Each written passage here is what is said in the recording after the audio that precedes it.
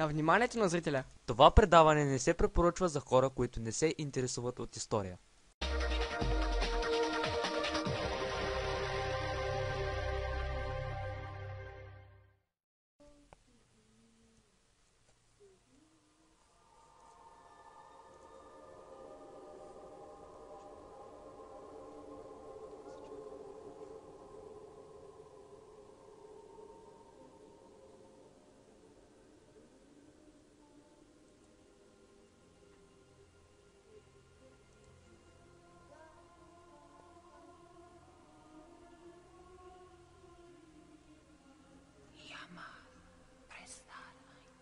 Светът можеше да бъде различен.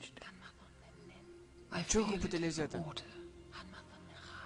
Прочетох го в книгата. Видях го в интернет. Помни, що можеше да стане. Вече не може. Защото няма достойни, които да го направят.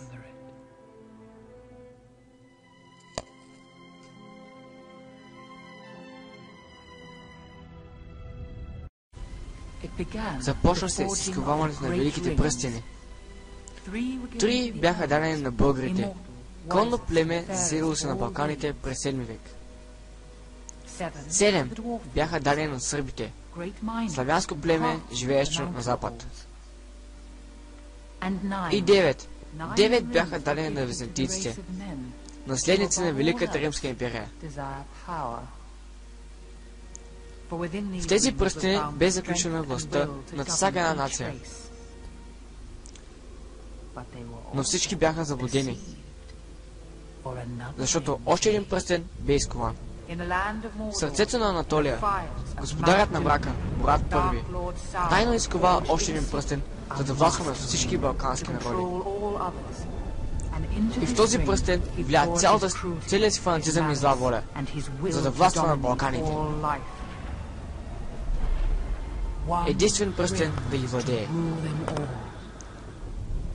Една по една, свободните земи на Балканския полуостров падаха под властта на султана. Но имаше и такива, които се опълчиха. Последният съюз между сърби, българи и византийци се възправи срещу османската армия и пръстените на Цимпе се биха за свободата на Балканите.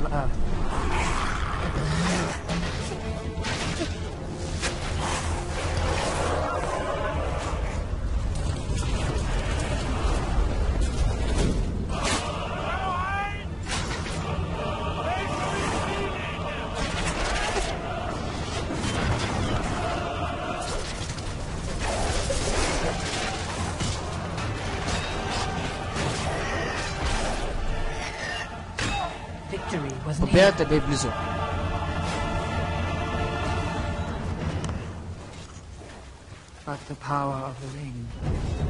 Но силата на исляма е несломима.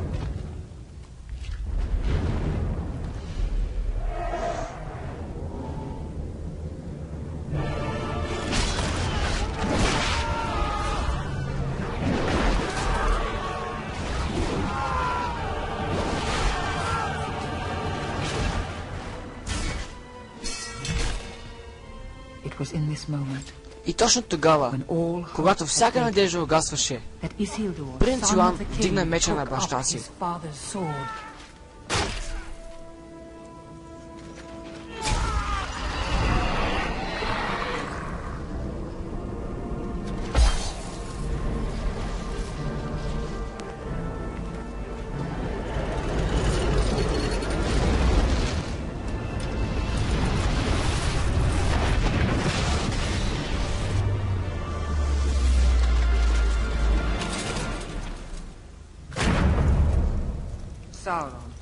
Мурад, врагът на свободните балкански народи, бе сразен.